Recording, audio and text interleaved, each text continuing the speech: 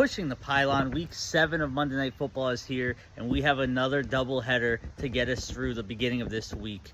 First game, we have the Baltimore Ravens traveling down to Florida to play the Tampa Bay Buccaneers. Ravens are -4 with an over-under of 49.5. Now the Bucs come into this game with an offense that has been clicking on all cylinders. 4 out of 6 of their games this year, they've scored over 30 points. 51 points last week against the Saints. Against the Ravens, they're going to need all of those points, all of that offensive production, because Baltimore's defense is always scary. It's death, it's taxes, it's the Ravens defense being scary. Now the Ravens come into this game with a 4-game winning streak, including 2 big road wins, one against the Bengals, the division rival in overtime, one against the Dallas Cowboys. Winning this one against the Tampa Bay Bucs, another formidable playoff contender, would add to that resume of the Ravens being road warriors. In this game, I kind of like the over 49.5. We haven't been picking over-unders lately. I'm not going to start now. Give me the Ravens -4. As good as I think the Bucs are, I think the Ravens found their click. They found their groove. Derrick Henry's going to finish off all their red zone drives. Lamar Jackson's going to run the ones away that they stacked the box for Derrick Henry for. It seems like a bad recipe, and the Bucs are in an all right spot. They can afford a loss to the Ravens. Ravens have to just keep winning games. They started off slow. They need to dominate if they want to show the Chiefs that they're the true rival to unseat them in the AFC. Ravens -4. For my anytime touchdowns, I love Lamar Jackson to score. Derrick Henry's value's through the roof. We all assume he's probably going to score. Give me Lamar Jackson to score. I think he runs one in. And if you need one from the Bucs, this one's tough for me. If Rachaad White is playing inactive, give me Rachaad White because of the value. If not, go ahead and give me my guy Bucky Irving to score. I think this is the one he scores, especially if Rachaad White is not playing.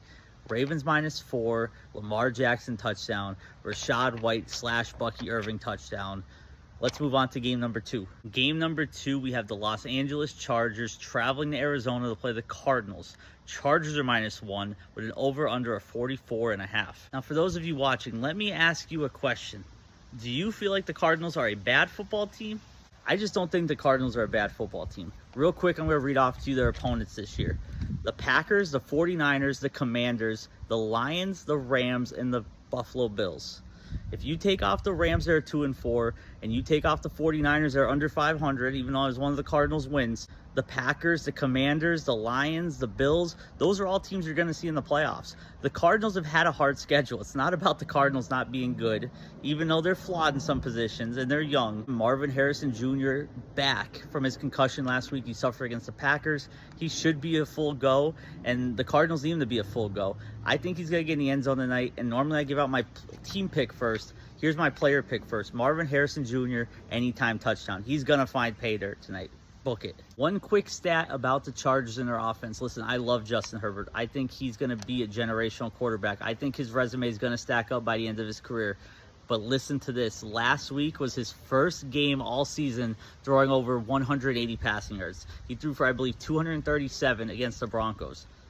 One game this season, over 180 passing yards. That's not the Justin Herbert we've grown to love and expect from. We expect the Dan Marino, Drew Brees-esque, put up 300-400 yards, go crazy, win or lose.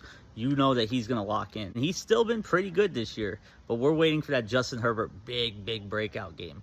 I don't think it happens tonight against the Cardinals. I think the Cardinals win this one. Give me the Cardinals +1. And like I said, I think Marvin Harrison Jr. finds the end zone. That Kyler-Marvin Harrison connection will lead them to victory this week. And it'll have a lot of people realizing, Arizona Cardinals aren't as bad as we thought. And since I usually pick an anytime touchdown for both teams, go ahead and give me J.K. Dobbins for the Chargers. I think the Chargers do get in the red zone eventually.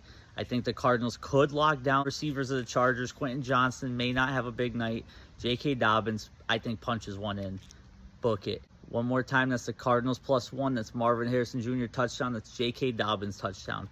That goes to our first round of picks with the Baltimore Ravens -4, Lamar Jackson touchdown, and a Rachaad White / Bucky Irving touchdown. Little caveat on that one, but we're going to hit it either way. Make sure you stay following, pushing the pylon.